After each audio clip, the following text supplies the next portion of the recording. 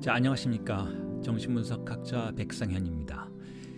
제가 이번에 준비한 강의는 서양 철학사입니다. 사실 많은 학자분들이 대학이나 그 외 미디어를 통해서 철학사 강의를 하고 계십니다. 그러니까 굳이 정신분석을 연구하는 저와 같은 사람이 철학사 강의를 한다는 것이 불필요하게 느껴질 수도 있을 겁니다. 하지만 달리 생각해 본다면 정신분석이라는 학문은 개인의 무의식이라는 미시적인 차원을 탐사하는 것만으로 만족하지 않고 인류의 거시적인 차원, 인류의 거시적인 무의식의 차원을 또한 탐사한다라는 그런 의미에서는 철학사에 대한 새로운 해석도 의미가 있을 것이라고 생각합니다. 정신분석은 문명 자체를 하나의 증상으로 파악하는 그러한 경향이 있기 때문에 그 문명의 일부라고 할 수 있는 철학사 역시 일종의 무의식적인 증상이라고 이해될 수 있고 해석될 수 있는 것이지요. 그래서 정신분석학자로서 저는 철학사에 대한 강의를 준비할 수 있었던 겁니다. 아마도 정신분석학자가 바라보는 철학의 역사란 무엇인지에 대해서 여러분들이 강의를 들어보신다면 철학에 대한 새로운 이해를 하게 되실 수도 있다는 생각입니다. 자, 그런 말씀을 드리면서 여러분들에게 그럼 어떻게 제가 철학의 역사를 파악할 것인지, 어떻게 철학사를 여러분들에게 강의해 드릴 것인지에 대한 관점을, 방향성을 단 한마디로 표현을 해드리겠습니다. 자, 이렇습니다. 저는 철학을 일종의 증상으로, 문명의 증상으로, 인간의 무의식의 증상으로 파악합니다.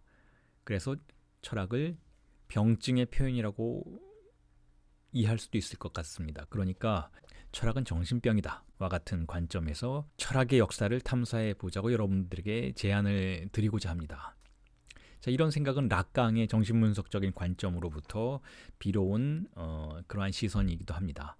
다시 말해서 락강은 인간의 문명 전체를 일종의 증상으로 파악하고 있으니까 무언가 우리의 마음속에 알 수 없는 어떤 병적인 힘이 우리의 마음을 움직이고 그리고 그것을 증상적으로 표현하도록 만드는 것이니까 문명을 관찰할 때에도 같은 생각이 적용될 수 있다는 겁니다. 그러니까 문명을 우리가 어떤 주체성을 가지고 합리적 이성을 가지고 무언가를 건설해 나가는 이런 모습이 아니고 우리 자신의 문명의 무의식에 우리의 무의식에 어떤 병적인 힘이 작동을 하고 있고 그 힘에 의해서 거대한 환상이 생겨나고 있다. 그리고 그 환상의 아주 주요한 일부분으로서 혹은 거대한 줄기로서 철학사를 생각할 수 있다라고 여러분들에게 말씀드리고자 합니다. 그런 시선으로 철학사를 한번 살펴보자고 제안을 드리는 겁니다. 제가 이렇게 대뜸 철학은 정신병이다라고 말씀을 드린다면 여러분들 중에는 고개를 갸웃하시는 분들도 계시리라 생각이 듭니다.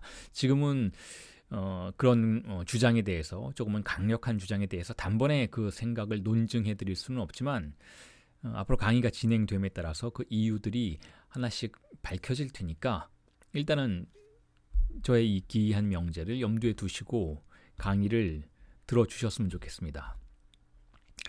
자, 그럼 다시 한번 말해보겠습니다. 철학은 정신병이다.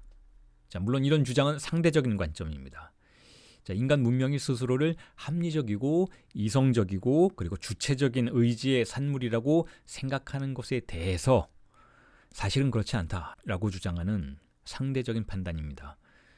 엄밀히 따지자면 사실 뭐가 정신병이고 뭐가 정상적인 상태인지도 그걸 판단하는 기준을 어디에 두느냐에 따라 달라질 수 있습니다. 예를 들자면 수백만의 무고한 사람들을 학살했던 나치 독일 행동을 한번 관찰해 보아도 그렇습니다.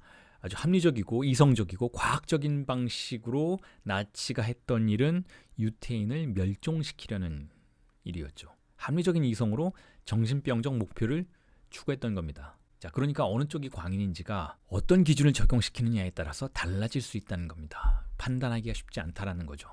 그래서일까요? 프로이트에게는 합리적인 이성이라는 것 자체가 환상이었다라는 생각을 하게 만드는 내담자들이 있었습니다. 정신분석이 히스테리 환자들을 상담하고 분석하면서 밝혀냈던 사실은 무엇인가 하면 우리의 무의식에는 우리도 어쩔 수 없는 어떤 힘이 존재하고 그것이 우리에게 굉장히 비합리적인 일들을 하도록 만든다라는 거였어요. 아무리 우리가 주체성을 가지고 살아가는 존재일지라도 우리의 실질적인 행동들의 내면에는 비이성적이고 비합리적인 일들이 작동하고 그 힘에 의해서 이끌리게 된다라는 것이죠. 그러니까 인간의 모든 문명은 사실상 그와 같은 병적인 증상에 불과하다라는 것을 프로이트의 정신분석이 우리에게 알려주는 부분이 있습니다. 자, 그에 대해서 동의하건 그렇지 않건 간에 우리가 상식적으로 알 수 있는 것은 우리가 우리의 행동을 마음대로 할 수 없다라는 겁니다. 우리의 생각에 어떤 이질적인 것이 우리의 마음속에 우리의 마음을 움직이는 어떤 또 다른 힘이 존재한다라는 것을 우리는 인정할 수밖에 없게 된다라는 거죠. 자, 그래서 저는 인류의 역사를 다양한 정신병의 표현으로 간주해 보자는 겁니다. 그리고 그 중에서도 가장 이성적인 행위로 간주되었던 지식의 역사를 일종의 증상이라고 간주해 보자라고 제안을 드리는 겁니다. 그 첫 번째 주제로 제가 선택한 것이 바로 철학의 역사입니다. 논리와 합리성의 백미라고 알려진 이 기이한 지식의 역사를 추적하면서 사실 그것이 어떻게 인간의 내면에 가장 은밀하게 숨겨진 컴플렉스를 은폐하려는 시도였는지, 철학이라는 행위가 어떻게 그런 시도였는지를 어떻게 보면 폭로해 보자는 겁니다. 조금 거창하게 말해 본다면 그렇다는 겁니다. 철학을 비롯한 지식의 본질에 숨겨진 병적인 충동들을 밝혀보자는 거죠. 자, 그럼 철학이 고대에는 무엇이었는지부터 살펴보도록 합시다. 철학이라는 것의 위상이 시대마다 그 모습을 달리한다라는 의미에서 현재 우리가 생각하는 철학이라는 지식의 학문과 과거에 고대에 그것이 발생하던 시절의 위상은 조금 다른 것일 수 있습니다. 자, 그래서 우리가 서양 철학의 기원이라고 할 수 있는 서구 철학의 역사에서 스스로를 최초로 철학자라고 불렀다라고 알려진 사람들의 모습을 살펴보면서 그런 지식이 당대에는 무엇을 의미했는지, 그리고 정신분석적인 관점에서는 어떤 증상적인 측면을 가지고 있었는지 함께 알아보도록 합시다. 자, 많은 철학사가들이 서구 철학의 시작을 기원전 6에서 5세기로 봅니다. 그 중에서도 에게해를 둘러싼 고대 그리스의 식민지 지역을 중심으로 철학적 사고가 출현했다라고 알려져 있습니다. 자, 여기서 철학적 사고라는 것은 세계의 근원을 탐사하는 정신 활동을 말합니다. 전체로서의 우주와 그 우주 만물의 기원이 무엇인지, 그리고 그 원리가 무엇인지를 탐사하는 정신적인 활동, 자, 이것을 철학이라고 부릅니다.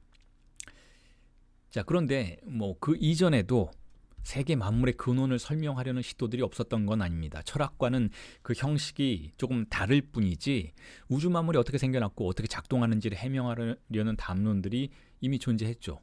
그런 담론들을 뭐라고 부르나요? 신화라고 부르죠. 신화. 그리스어로는 미토스라고 부릅니다. 우리가 잘 알고 있는 그 호메로스의 서사시, 그런 신화적인 이야기들이 대표적인 담론이죠. 신화적인 이야기들, 그런 것들을 통해서 세계의 근원과 원리를 알려주려는 담론이 바로 신화입니다. 그런데 이런 신화, 미토스가 철학적인 사유, 즉 로고스와 다른 점은 무엇일까요? 그 첫 번째 모습은 이렇습니다. 미토스는 진리를, 세계의 원리를 의인화해서 들려준다라는 점이 있습니다. 진리를 주장하는 방식이 신의 권위를 빌어온다라는 그런 특징이 있는 거죠. 반면에 철학은 신의 권위를 사용하지 않고 말의 논리를 사용합니다. 물론 초기의 철학은 신의 권리를 사용하는 그런 흔적들이 전혀 사라진 것은 아니었지만, 자, 그럼에도 불구하고 철학은 일단 말의 논리를 중요시하는 경향이 있습니다. 반면에 신화는 신이 이렇게 했으니, 어떤 초월적인 정령들이 그렇게 말했으니 이것은 진리다라고 주장하는 경향이 있습니다. 자, 그렇게 둘은 조금 다른 담화의 구조를 가지고 있죠. 자, 그런데 그럼에도 불구하고 둘의 목적은 비슷합니다. 세계 만물의 근원이 어디에 있는지, 세계 만물의 원리가 무엇인지 그런 것들을 해명하려는 겁니다. 자, 그런 의미에서 우리가 이렇게 철학의 역사를 시작함에 있어서 철학도 신화의 일종이다라고 말해볼 수는 있을 것 같습니다. 그러니까 방식이 다를 뿐이지 우주의 원리를 설명하려는 것은 철학도 신화와 동일하다. 자, 그렇게 이야기해 볼 수 있다는 것이죠. 그리고 신화의 이런 욕망, 세계의 원리를 설명하려는 욕망은 강박적입니다. 강박적인. 정신분석에서는 그걸 강박증이라고 부르죠. 세계 만물의 근원이나 원리와 같은 것이 분명히 존재한다. 그걸 찾아야 한다라는 생각. 자, 그런 게 강박증이라는 겁니다. 그게 왜 강박증인지는 차츰 설명이 될 겁니다. 자, 그게 있는지 없는지는 모르지만 우리 눈앞에는 없는 그런 진리, 원리, 우리가 바로 찾아낼 수는 없는 것을 우리의 시선 너머에 존재하는 어떤 초월적인 장소를 설정하고 그곳에 있다라고 믿는 것. 자, 이런 강박증적인 욕망이 신화와 철학을 탄생시켰다라는 거죠. 자, 이 탄생의 기원, 이 진리가 어떻게 탄생했는지, 왜 진리를 그렇게 찾아야 하는지, 진리의 모습은 왜 그와 같은 방식인지, 그와 같은 형태인지를 살펴보기 위해서 먼저 최초의 철학자들이라고 불리는 밀레토스 학파를 한번 이야기해 보겠습니다. 에게 인근의 고대 그리스의 식민지 지역에서 철학을 했던 사람들 중에서 탈레스라는 사람이 있습니다. 탈레스는 밀레토스 학파의 최초의 철학자라고 알려져 있는데, 자, 이 사람을 주목해 보면 흥미로운 지점이 있습니다. 아리스토텔레스가 그 이후에 형리상학 1권 3장에서 철학의 아버지다라고 불렀던 사람이에요. 철학의 아버지다. 최초의 철학자다라고 불렸던 사람인데, 이 사람에 따르면, 그러니까 아리스토텔레스의 기록에 따르면 탈레스는 만물의 근원을 혹은 원지를 혹은 원리라고도 부를 수 있는 것을, 그러니까 모든 것의 기원이자 근원이자 원리이자 진리인 그것을 일단은 아르케라고 하는 그것을 물이라고 생각했다는 겁니다. 물. 모든 게 물에서 나왔다. 그리고 물이 진리다. 모든 것의 원리는 물에 있다. 자, 이렇게 생각했다라는 것인데, 자, 여기서 우리가 주목해야 하는 그 표현들이 있습니다. 여기서 우주라는 것 혹은 만물이라는 것은 무엇일까? 모든 것은 무엇일까? 그러니까 탈레스로부터 시작되는 이 밀레토스 학파를 흔히 자연 철학자들이라고도 부르는데요. 여기서 말하는 자연이라는 게 무엇인가? 만물, 우주는 무엇인가? 자, 그것에 대한 정의가 먼저 필요할 것 같은데, 자, 그 만물은 오늘날 우리가 생각하는 그 물리학에서의 만물은 아닙니다. 그런 자연이 아니라는 것이죠. 탈레스가 생각했던, 자연 철학자들이 생각했던 자연은 무엇인가 하면 정말로 모든 것을 말합니다. 정말로 모든 것. 자, 물리학에서는 물리적 대상들이 있잖아요. 생물학에서는 생물학적 대상들이 있고, 자, 물리학자는 물리학의 세계에서는 뛰어난 학자일 수는 있어도, 다시 말해서 뭐 도덕적으로는 혹은 어떤 종교적으로는 문외한일 수도 있습니다.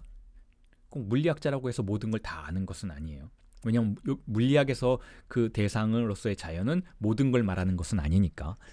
하지만 자연 철학자들에게는, 자연학자들에게는 고대 그리스의 이런 밀레토스 학파와 같은 그런 학파의 철학자들에게는 이 자연이라는 건 정말 모든 것을 말했어요. 모든 것 중에서도 스스로 생겨나고 스스로 존재하는 것들. 다시 말해서 어떤 인위적인 힘이 가해지거나 그렇지 않은 것들.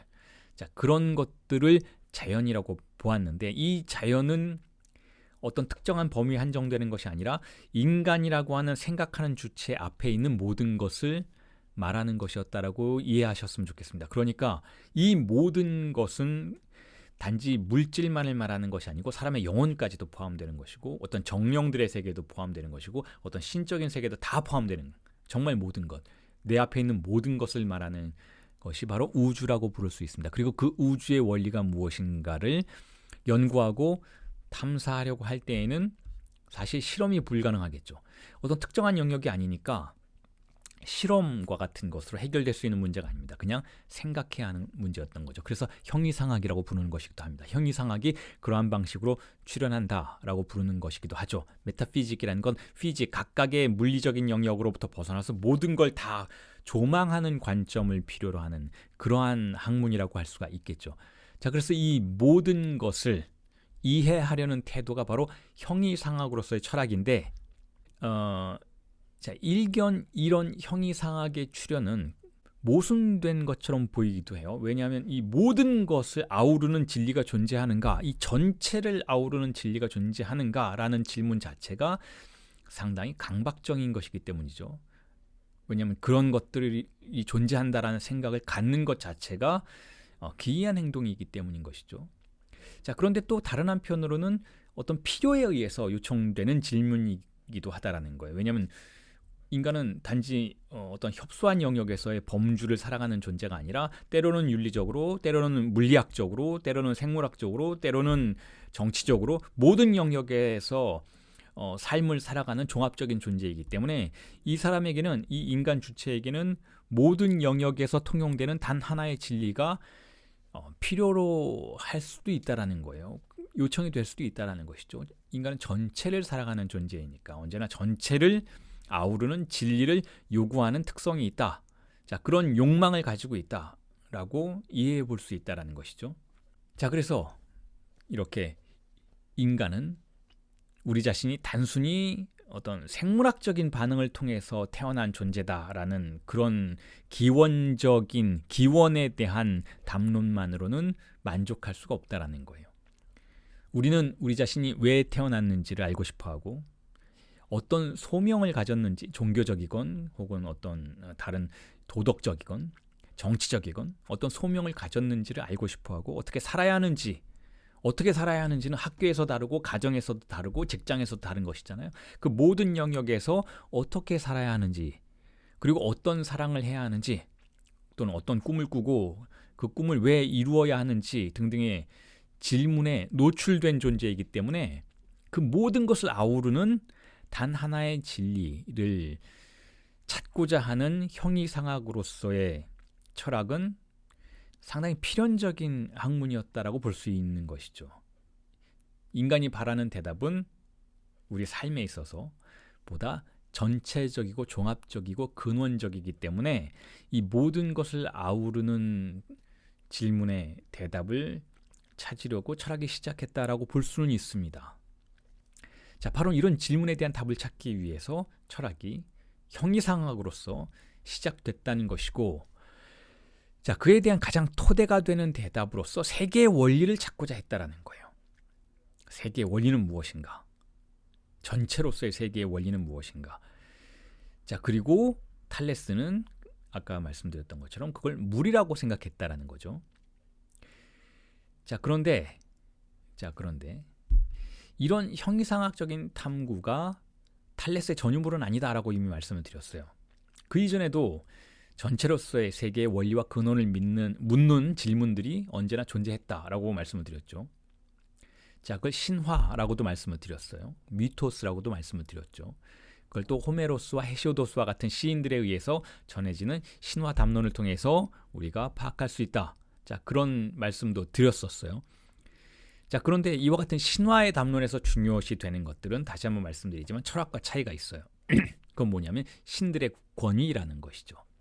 그러니까 인간을 뛰어넘는 이 현상 세계, 우리 눈앞에 보이는 세계보다 더 강력하고 더 진실하고 초월적인 영역에 속해 있는 신들이 이 신화의 세계에 등장하죠. 그리고 그 신들에 의해서 모든 만물의 근원이 물이라든지 혹은 불이라든지 등등의 이야기가 전해지는 거죠. 반면에 다시 한번 강조드리지만 철학에서는 신의 존재가 없어요. 혹은 아주 희박합니다. 예를 들면 탈레스와 같은 철학자는 모든 장소에 모든 사물에 정령이 깃들어 있다. 신은 어디에나 넘쳐난다. 자, 이런 생각을 가지고 있었으니까 여전히 신화적인 흔적을 철학의 담론 안에 포함하고 있었던 것이기는 하지만 그 이전에 등장했던 신화와 비교했을 때는 조금 희박해진 거죠. 그 대신 무엇이 강조되는가 하면 말의 논리가 강조된다는 거예요. 어떻게 논리적으로 증명할 것인가? 어떻게 논리적으로 진리를 증명해낼 것인가? 이 부분이 중요하다는 거예요. 신화의 세계에서도 사실은 세계의 근원이나 원리나 선과 악의 문제, 정의와 악덕의 문제, 삶과 죽음의 문제 등등 다 등장합니다. 그런데 주장되는 방식이 신의 권위를 빌어서라는 거죠. 반면에 철학은 논리적인 증명을 통해서라는 거죠. 이 논리적인 증명은 우리 모두의 머릿속에 있는 것이잖아요. 노예들의 머릿속에도 있고 고대 그리스의 노예에게도 논리적인 증명을 할 수 있는 능력이 머릿속에 존재했던 거고, 혹은 귀족들에게도 존재했던 거고, 누구에게나 이 논리적인 사고의 힘은 존재하는 것이니까 신의 권위를 빌어오지 않아도 인간이 스스로 그런 논리적인 증명을 통해서 나아갈 수 있다. 철학을 그렇게 만들어야 한다라고 생각했던 사람들이 고대 그리스의 철학자들이었다라는 것인데, 자, 이걸 우린 이렇게 표현해 볼 수가 있을 것 같습니다. 그러니까 중요한 건 무엇인가 하면 믿음의 형식이라는 거예요. 어떻게 저 진리를 믿을 것인가? 저 사람이 주장하는 저 진리를 어떻게 믿을 것인가? 신화의 세계에서는 권위의 아우라를 통해서 그렇게 한다는 거예요. 반면에 철학의 세계에서는 이성의 논리를 통해서, 말의 논리를 통해서, 로고스를 통해서 그렇게 된다는 것이죠. 신화와 철학을 구별할 수 있다면 그렇게 권위주의적인 사고와 이성적인 논리적 사고, 자, 이 양자택일에서 신화와 철학이 구별된다라고 할 수 있습니다. 자, 그런데 제가 이렇게 신화와 철학을 구분해서 여러분들에게 말씀을 드리고는 있지만 둘의 공통점은 여전히 존재한다는 것. 둘 다 세계의 근원, 전체로서의 우주의 진리, 하나인 그것을 찾고자 한다는 거예요. 거기에는 다른 점이 없습니다. 형식만 다를 뿐이지 이 세계의 진리를 찾고자 한다는 것에는 차이가 없다는 거예요. 자, 그런데 이렇게 합리적인 이성의 논리로서 진리를 찾고자 하는 철학이 탄생한 것을 어떻게 해서 왜 병리적인 것으로 간주하려고 했는가에 대한 질문을 이제 답변을 드려야 하는 순간이 왔다고 생각합니다. 왜 세계 만물의 근원을 탐사하는 철학을, 그것도 논리적인 사고를 통해서 탐사하는 철학을 정신병이라고 보는가? 자, 그 이유는 조금 전에 제가 말씀드렸던 강박증적인 성향이 그곳에 작동하고 있기 때문이라는 거예요. 신화나 종교 그리고 철학의 공통점이 무엇인가? 그에 대한 답변을 조금 전에 살짝 말씀을 드렸잖아요. 이 세계의 근원과 진리를 찾고자 한다라는 거. 전체로서의 세계의 진리를 찾고자 한다라는 거. 자, 그런데 신화와 종교도 그런 것처럼 전체로서의 우주에 대해서 단 하나의 답이 있다라는 생각을 한다라는 점이 병적이라는 거예요. 예를 들면 조금 전에 말씀드렸던 탈레스가 바로 물이라고 말했던 거죠. 단 하나, 물이 있다라는 거. 이 모든 세계의 진리와 근원의 자리에, 기원의 자리에 물이 있다라는 거예요. 물이 모든 것의 원리라는 거죠. 하나만 있다라는 거예요. 그게 원질이라고 말을 하는데, 자, 이게 강박증적이라는 거예요. 이게 왜 하나가 있다고 생각하는가? 왜 어째서 진리의 모습이 이 다수의 세계에서 등장하는 여러 개의 세계가 있고 여러 사람이 있고 여러 가지 범주가 있고 여러 가지 모습들이 있는 이 세계에서 단 하나의 진리가 있다라고 생각하는가? 자, 이게 강박증적이라는 거예요. 자, 그런데 우선 먼저 탈레스의 이야기부터 시작하면서 이야기를 조금 더 진척시켜 보도록 할 텐데 이렇습니다. 자, 그런데 탈레스가 말했던 이 물이라는 건 어쩐지 충분히 철학적이지는 않아 보이는 면이 있어요.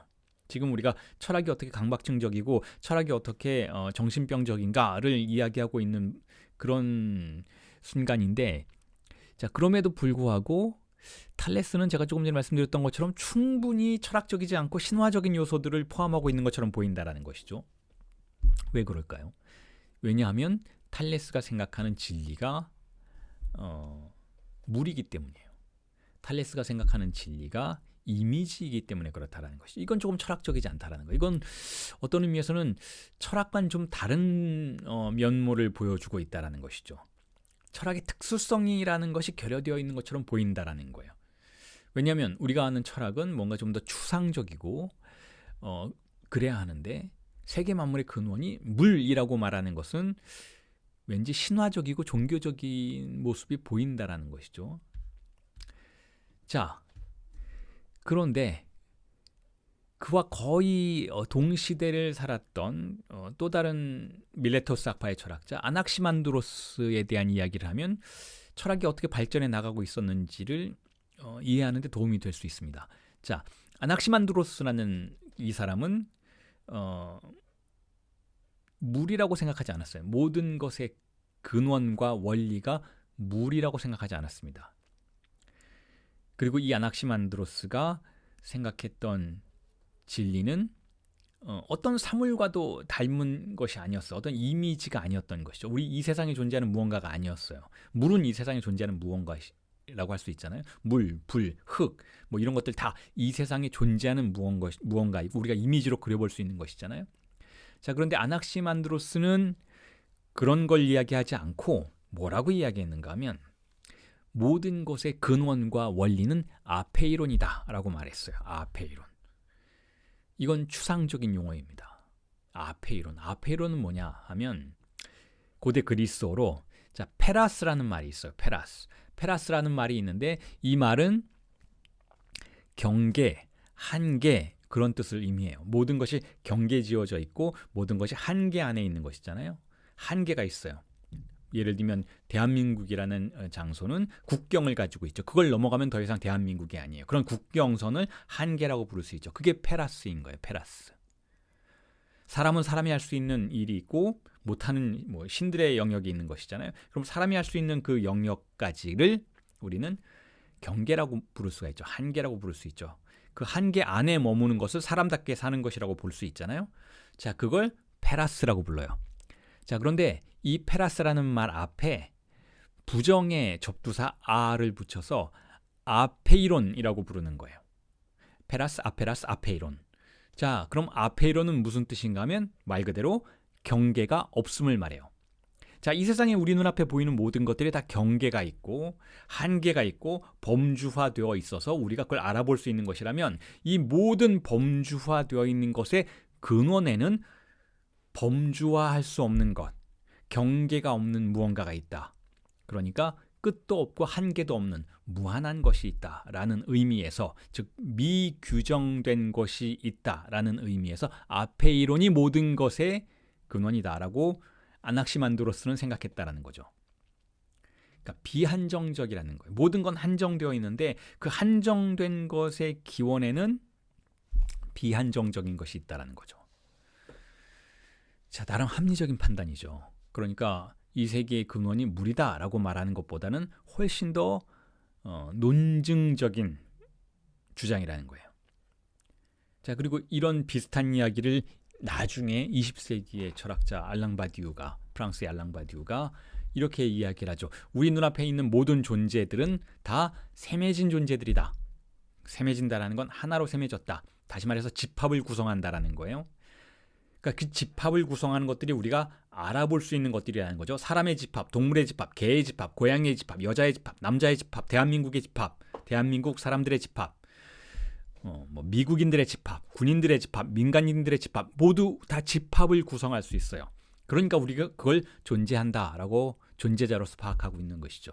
자, 그런데 그 집합을 구성하는 것의 근원엔 무엇이 있는가를 우리가 이야기해 볼 때는 아페이론이 있다라는 거예요. 즉 집합으로 구성될 수 없는 것들이 있다라는 거죠. 즉 무한이 있고, 즉 순수 존재가 있다라는 거죠. 그 순수 존재의 모습을 바디우는 공백이라고 봐요. 공백. 그러니까 셈해질 수 없는 대상이라는 것이죠. 모든 것의 기원을 공백이라고 보는 것이죠. 자, 그런 사유가 출발하던 지점이 바로 수천 년 전에 밀레토스 학파의 아낙시만드로스라는 사람에 의해서 표현되고 있었다라는 거예요. 우리는 논리적으로 그렇게 추론해 볼 수 있다라는 것이죠. 자, 그런 생각들, 지금 제가 말씀드린 이런 이야기들, 논리적이잖아요. 논리적이고 그럴듯하잖아요. 그리고 이런 생각들을 철학이라고 부른다면 철학은 상당히 합리적으로 이 세계를 이해해 보려는 시도라고 할 수 있는 것이죠.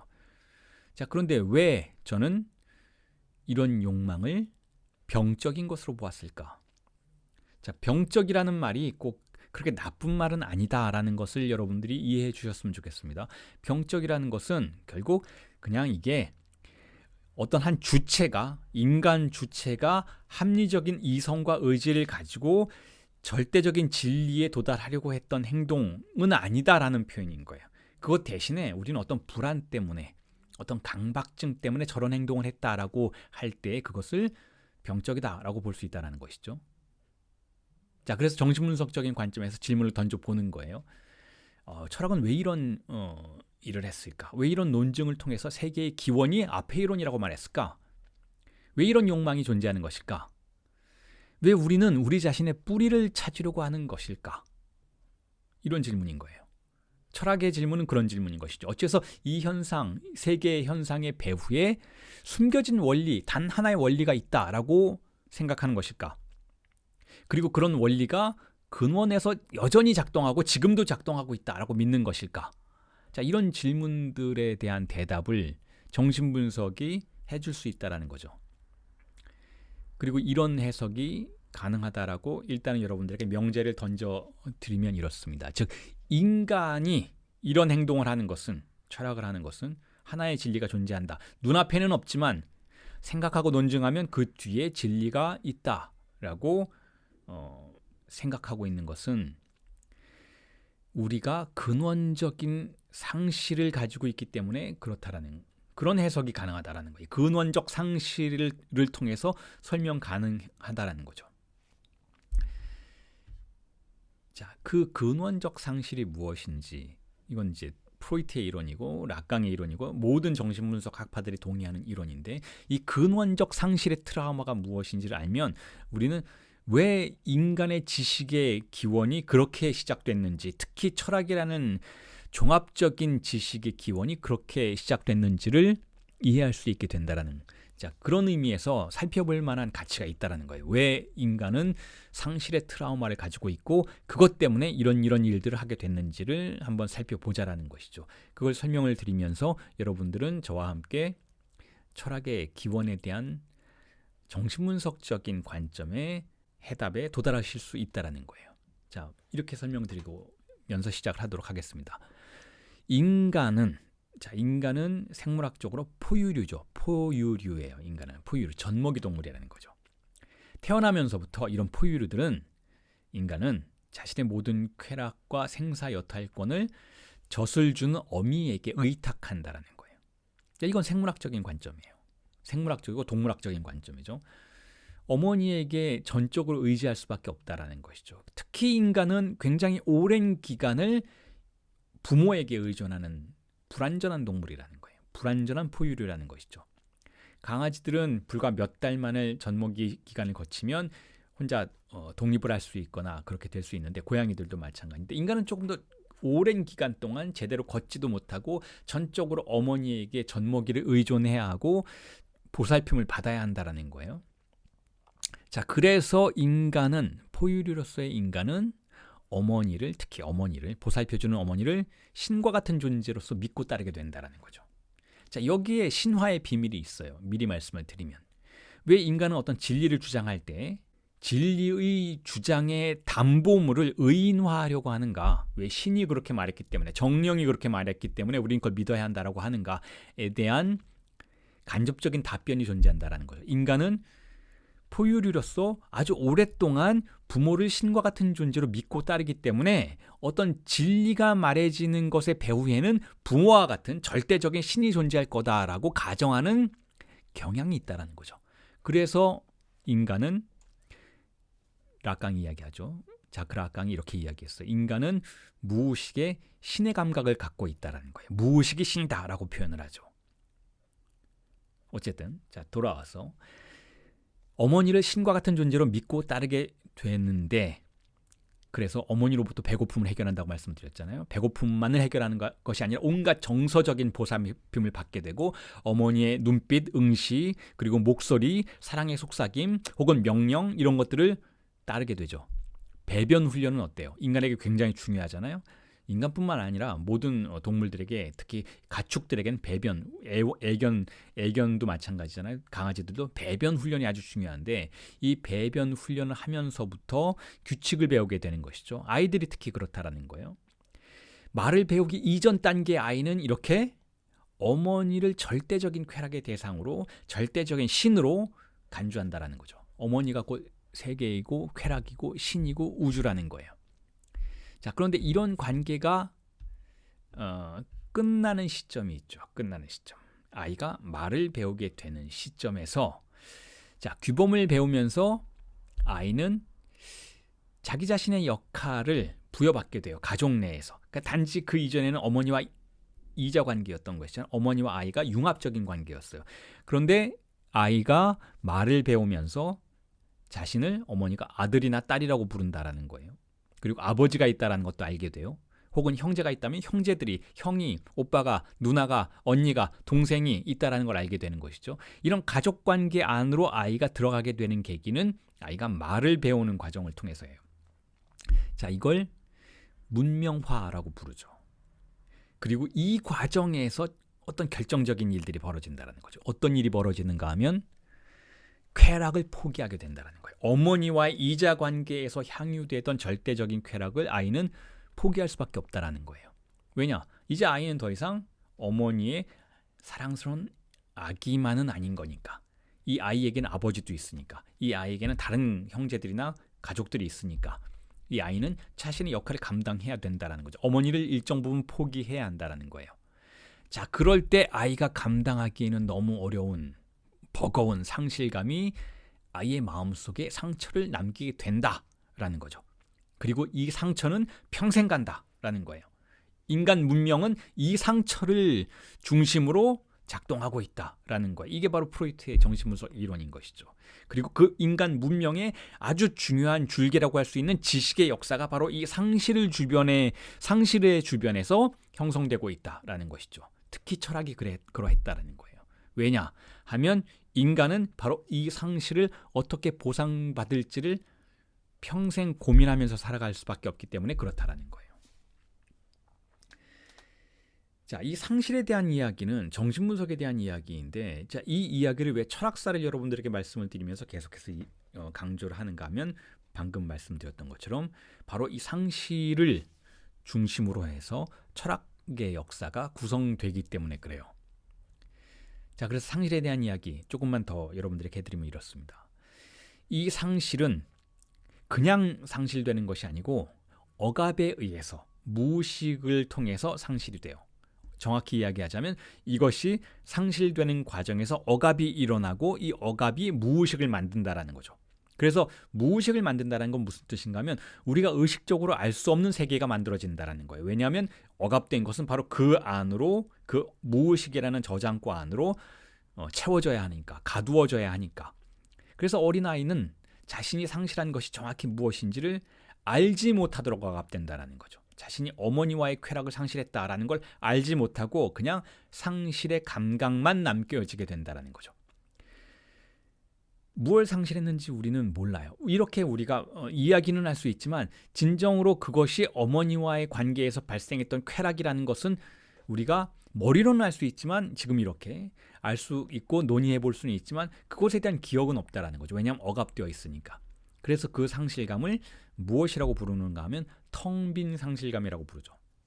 내용이 비워져 있는 것 같아요. 상실한 감정은 드는데, 쓸쓸한 감정은 드는데 정확히 그게 뭔지 알 수가 없다라는 거죠. 어린아이의 관점에서는. 어른이 되어서도 마찬가지예요. 자, 그래서 이 상실감을 메꾸려고 고군분투하는 게 바로 인간의 삶의 역사라고 볼 수 있어요. 그리고 문명의 역사라고도 볼 수 있다라는 것이죠. 이 텅 빈 상실감을 메꾸어야 한다라는 것이 인간의 삶의 절대 명령처럼 되어버린다라는 거죠. 그래서 누군가는 끝도 없이 사랑을 추구하죠. 사랑을 추구함으로써 이 상실감을 보상받으려고 하는 거예요. 그리고 누군가는 열심히 공부를 해요. 공부를 통해서 이 상실감을 보상받으려고 한다는 거죠. 그리고 또 누군가는 법을 위반하죠. 위반하는 행위를 통해서 이 상실감을 메꾸려고 해요. 또 어떤 사람은 예술 작품을 통해서 그 상실감을 보상받으려고 하죠. 이런 보상 체계가 작동하게 된다는 거죠. 어떤 사람은 정치적인 권력을 획득하죠. 권력에 미쳐버리는 거죠. 권력을 통해서 자신이 상실한 무언가를 상실했는지는 모르겠지만 어쨌든 그 보상을 받아야 한다라는 열정 속에서 정치적인 권력을 획득하려고 아주 잔혹한 일까지 벌일 수도 있다라는 거죠. 그래서 이런 보상의 작용을, 이런 보상 심리의 작용을 자크 라칸과 같은 정신분석학자는 잉여 향유라고 불러요. 왜 이게 잉여인가 하면 우리가 원래 향유했던 그것은 완전히 억압되어서 사라진 거예요. 우리는 그 텅 빈 상실감만 가지고 있어요. 그리고 이것은 억압되어서 사라졌기 때문에 결코 이것 자체가 다시 우리에게 돌아오진 않아요. 우리는 어머니와 다시 사랑을 나눌 수는 없는 거예요. 어머니를 다시 그 어린아이가 했던 방식 그대로 다시 획득할 수는 없는 것이죠. 그럼 어떻게 하나요? 잉여적인 방식으로 어떤 다른 것들을 통해서 그것의 원래 상실감을 보상받을 수밖에 없다는 거죠. 불완전한 방식으로 보상받을 수밖에 없다는 것이죠. 근본적으로 상실한 그 주의상스는 이미 사라졌고 그걸 보상해 줄 대체물은 우리에게 다른 형식을 통해서만 찾아온다는 거죠. 자, 그리고 철학자들이 그것을 어떻게 보상받으려고 했는지를 우리는 지금 탈레스와 아낙시만드로스의 사례를 통해서 이미 살펴봤던 거예요. 어떻게 보상받으려고 했나요? 눈앞에 있는 만물에는 우리가 정말 중요하다고 생각하는 것이 없다라고 일단 전제했던 거예요. 그게 철학자들의 특징이었어요. 신화를 쓰는 사람들도 마찬가지였죠. 종교적인 관점에서도 마찬가지였죠. 우리 눈앞에는 정말 중요한 그것이 없다라는 태도를 보이는 거예요. 그게 뭐예요, 여러분? 아이가 어머니를 상실했잖아요. 그러니까 상실감을 가지고 있잖아요. 이 상실감을 가지고 세상을 보면 내가 상실한 것은 눈앞에는 없는 것처럼 보이는 거예요. 왜냐하면 그건 상실되었으니까. 그러니까 무얼 봐도 만족이 안 되는 거죠. 왜냐하면 우리는 상실감을 가지고 있으니까. 철학뿐만 아니라 신화도 마찬가지고 종교도 마찬가지라고 말씀을 드리는 거예요. 모두 공통점은 우리 눈앞의 현실 그 자체를 믿지 않으려고 하는 거예요. 우리가 사는 현실적인 삶 그 자체에는 진리가 없다라고 보는 거죠. 예를 들면 종교에서는 뭐라고 하나요? 현세를 부정하는 경향이 굉장히 강하죠. 기독교를 보세요, 여러분. 현실 세계에는 하나님의 진리가 없다라는 거예요. 종말이 와야 된다라는 거죠. 불교에서는 어떤가요? 불교. 모든 욕심, 모든 욕망 버리라고 하잖아요. 그래야 진리의 세계에 도달한다라고 보는 거잖아요. 그런데 이 세계가 어떻게 구성되어 있나요? 욕망으로 구성되어 있어요. 욕망을 부정하고 욕심을 부정하면 이 세계는 없는 거예요. 그러니까 불교 역시 현세를 부정하는 거죠. 불교 역시 있는 그대로의 사물들을 긍정하는 것처럼 보이지만 그렇지 않다라는 거예요, 여러분. 있는 그대로의 세계에는 욕심이 차지하고 있어요. 있는 그대로의 세계가 어떻게 구성되었고 형성되었고 작동하는가 하면 바로 욕망 때문에 작동하고 있어요. 그런데 욕망을 부정하면, 집착을 부정하면 결국 현실 부정하는 것이죠. 종교는 그렇다는 거예요. 종교는 현실 그 자체를 믿지 않으려고 해요. 그 얘기는 현실 그 자체에는 우리가 상실한 정말 중요한 그것이 없다라고 생각하는 것이죠. 신화도 마찬가지예요. 인간 세계에는 진리가 없어요. 신들이 개입해야만 돼요. 신들이 개입해서 자, 이것이 진리다. 이것이 세계의 원리다. 이것이 사랑의 원리다. 이것이 어떤 역사다. 이것이 어떤 사람들의 공동체의 본 모습이다. 라고 이야기를 해 주어야 우리는 그것이 진리인지를 알게 되는 구조로 되어 있다는 것이죠. 우리가 보는 그냥 현실 세계에는 진리가 상실되어 있다는 거예요. 무언가 신탁을 받아야만 진리의 세계에 접근할 수 있다는 것이죠. 그리고 철학도 마찬가지죠. 철학도. 눈에 보이는 것 말고 더 중요한 무언가가 있다라는 태도는 철학이 가지고 있는 가장 전형적인 태도이고 종교와 신화와 공유하는 태도라는 거예요. 그 눈에 보이는 것 말고 더 중요한 무언가를 탈레스는 원리, 아르케라고 불렀던 거예요. 그리고 그걸 물이라고 파악했던 거죠. 그리고 아낙시만드로스는 우리 눈에 보이는 것들을 페라스라고 불렀고 이 페라스의 세계 너머에 진짜 중요한 게 있다라는 거예요. 그게 아페이론이라는 것이죠. 아주 추상적인 규정을 했던 거예요. 자, 이게 바로 이런 태도가 바로 인간의 욕망의 본질이라는 거예요. 눈앞의 현실에는 진리가 없다라는 생각. 왜냐하면 우리는 근원적인 상실감을 가지고 있기 때문에 이 상실감을 가지고 세상을 보면 정말 중요한 건 상실되었던 것처럼 느껴지는 거예요. 이게 인간의 욕망의 본질이라면 자, 욕망은 뭐예요? 욕망은 병적인 것이죠. 병적인 건 무엇이에요? 우리가 알 수 없는 힘에 의해서 그렇게 하도록 만들어지는 것을 말해요. 우리가 알 수 없는 힘은 여기서 무엇인가요? 어린 시절에 우리가 무언가를 상실했다라는 이 감각이에요. 이건 우리가 어쩔 수가 없어요. 이 감각을 우리는 가지고 있을 뿐만 아니라 지배받고 있는 것이죠. 그리고 이렇게 지배받고 있는 감각에 의해서 어떤 행동을 한다면 그 행동은 증상적인 행동이라고 볼 수밖에 없는 것이고 그것은 병적인 행동이라고 이름 붙여 볼 수도 있다는 것이죠. 자, 그래서 철학은 병적이다라고 여러분들에게 말씀을 드렸던 거예요. 그리고 그 철학은 특히 서구 철학은 고대 그리스의 서구 철학은 그런 의미에서 우리가 논증적이다, 합리적이다, 그런 방법론을 사용했다, 그런 믿음의 형식을 사용했다라고는 하지만 그럼에도 불구하고 종교적인 측면이 있다라는 거예요. 어떤 종교냐면 일신교적인 측면인 것이죠. 왜냐하면 단 하나의 기원이 있다, 단 하나의 원리가 있다, 단 하나의 최고의 진리가 있다라는 방식으로 철학의 논증을 시작하고 있기 때문에 그렇다라는 거예요. 그리고 이러한 전통이 이후에 서구 철학의 역사를 토대 짓는 계기가 되었다라고 볼 수 있습니다. 모든 것의 기원에 다수가 아니라 하나가 있다라는 생각. 이게 왜 그런지 이미 설명을 드렸잖아요. 왜냐하면 우리가 상실한 것이 하나이기 때문에 그래요. 우리가 상실한 것은 하나의 어머니인 것이죠. 그리고 이 하나의 어머니의 상실감을 이건 조금 정신분석적인 설명이기는 하지만 가족 내에서 이 어머니의 상실감을 누가 보상해 줄 수 있느냐, 어떻게 되어야만 내가 상실한 것을 보상받을 수 있느냐를 가장 대표적이고 적극적으로 보여주는 한 명이 있어요. 그게 바로 아버지라는 거예요. 아버지가 가진 그것을 내가 갖게 되면 나는 내가 상실한 것을 온전히 보상받게 될 거다라는 감각을 갖게 되는 것이죠. 이걸 락강은 팔루스라고 불렀어요. 남근이라고 불렀죠. 집안 내에서, 가족 내에서 가장 우두머리가 제일 중요한 하나를 가지고 있고 그 하나를 획득하면 나는 내가 상실한 하나를 상실했으니까 하나를 상실한 그것을 보상받을 수 있을 것이다 라고 생각하는 이 추상적인 관념의 구조를 아이가 갖게 되는 것을 팔루스의 구조라고 부르는데 여기서 중요한 것은 뭐예요? 하나라는 단어인 것이죠. 하나. 그 하나가 최고의 것이고 최고의 것은 하나밖에 없고 그 하나를 획득하면 나는 내 상실을 온전히 보상받을 수 있을 거다라는 환상을 갖게 된다라는 거예요. 그리고 그러한 환상이 우리의 욕망 안에서 작동하고 있기 때문에 철학은 진리를 하나로 보는 것이죠. 최고의 진리는 하나가 있다라고 보는 것이죠.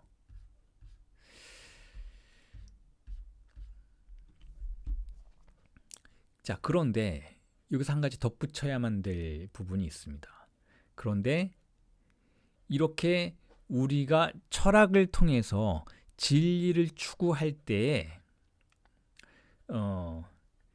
제가 말씀드렸잖아요. 이건 논증적이다라고. 철학이 신화와 종교와 구별되는 부분은 합리적인 이성의 논증을 통해서 말의 논리를 거쳐 진리에 도달하는 방식을 취한다라고 말씀을 드렸지만 그럼에도 불구하고 이렇게 합리적인 논증의 과정을 거쳐서 철학이 진행되는 것만은 아니에요. 그 배후에는 상당히 비이성적인 것이 있죠. 그게 무엇인가 하면 바로 죄책감이라는 거예요.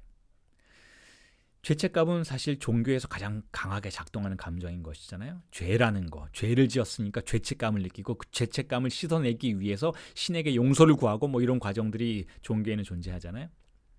자, 그런데 철학도 마찬가지라는 거예요. 철학도 그렇게 합리적 이성만 작동하는 것은 아니라는 것이죠. 왜냐하면 철학자들이 무엇을 느끼나요? 철학자들이 이 세계를 보고 이 세계에는 진리가 없다. 그러니까 이 세계를 극복하고 그 뒤에 배후에 존재하는 진리를 찾아내자라고 말을 할 때에는 죄책감이 작동하고 있다는 거죠. 왜냐하면 그 진리를 모르는 자는 바보다라고 말하니까. 우리는 바보가 되는 것에 대한 죄책감을 가지고 있다는 거죠. 철학은 진리를 찾아내야만 하는 의무의 과정으로 설정하는 경향이 있다는 거예요. 그런 의미에서도 철학은 병적이라는 것이죠. 진리에 대한 문제는 우리에게 항상 죄책감을 갖도록 만들어요. 우리 흔히 그런 일상적인 대화에서도 이야기되는 부분들이 있잖아요. 어떤 사람이 뭐 돈을 많이 벌었어요. 그래서 여러 가지 재미나는 일들을 하면서 살아가고 있을 때 문득 이런 생각을 하게 되죠. 그 사람도 그렇고 그 주변 사람도 그 사람을 보면서 이렇게 생각할 수 있어요. 야, 너무 너는 물질적인 쾌락만을 추구하면서 살아가는 건 아니야? 뭐 이런 말을 할 수가 있잖아요. 스스로 그렇게 느낄 수도 있고. 보다 중요한 게 있지 않아? 삶에는? 이런 질문들을 스스로에게 던질 수가 있게 된다라는 거예요. 자, 이게 무슨 뜻일까요? 우리가 살아가는 일상적이고 물질적이고 물리적인 현상 안에는 진리가 없기 때문에 그 진리가 없는 삶을 만일 우리가 살아가고 있다면 그건 올바르지 않다라는 거예요. 자, 올바르지 않다라는 생각은 무슨 뜻인가요? 죄책감을 느끼게 만든다라는 것이죠. 죄책감은 어디서부터 온 것일까요? 죄책감은. 이건 역시 정신분석에서 설명할 때에는 무의식으로부터 온 거예요. 죄책감은 우리에게 이렇게 살아야 돼, 저렇게 살아야 돼 라는 명령을 내리는 초자아의 작용이라는 것이죠. 초자아의 작용. 초자아는 우리의 마음속에 존재하는 심리적인 힘을 말해요. 그 심리적인 힘은 결국 합리적인 방식으로 우리를 관리 감독하지는 않아요. 그 초자아 때문에 우리는 자살을 하기도 하고 그 초자아의 모순된 공격에 의해서 역시 모순된 선택을 하기도 한다라는 거죠. 표면적으로는 굉장히 올바른 선택일 수 있는 것처럼 보이지만 사실상 굉장히 모순된 선택들이 초자아라는 기제에 의해서 우리에게 강요되기도 한다라는 거예요. 그런 의미에서 초자아는 병적인 것이죠. 어쨌든 병적이라고 말은 붙이지 않을 수는 있지만 합리적이거나 논리적인 건 아니에요. 하지만 철학자들은 바로 그 초자아에 의해서 지배되는 존재라고 볼 수가 있어요. 철학자들은 이렇게 이야기하죠. 당신의 삶에는 진리가 없다. 당신이 말하는 것엔 진리가 없다. 우리는 그런 속견을 극복하고 속견 너머의 진리에 도달해야 한다라는 거예요. 이게 철학자들이 가지고 있는 또 하나의 병리적 측면이라는 것이죠.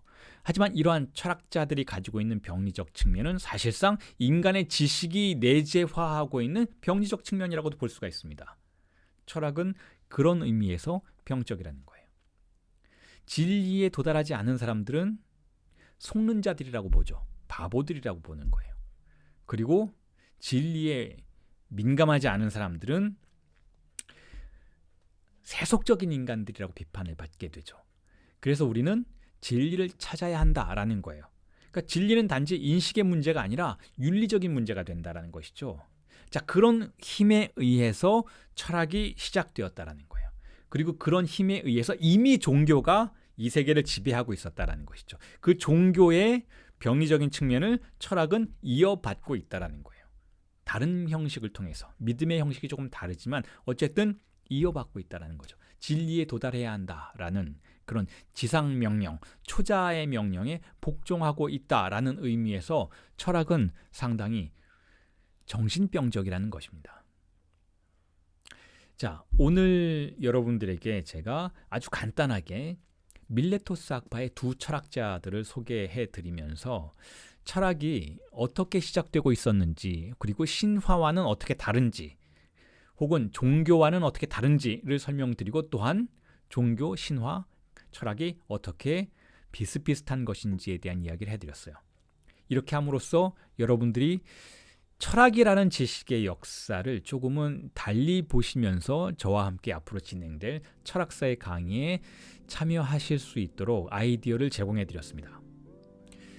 자, 앞으로도 철학의 역사에 대한 강의들을 지속해 나갈 예정이고, 그 과정에서 더욱더 다양한 정신분석의 이론들을 도입해서 철학을 새롭게 바라보는 관점들을 소개해 드리려고 합니다. 자, 오늘 강의는 이 정도로 정리를 하도록 하겠습니다. 수고하셨습니다.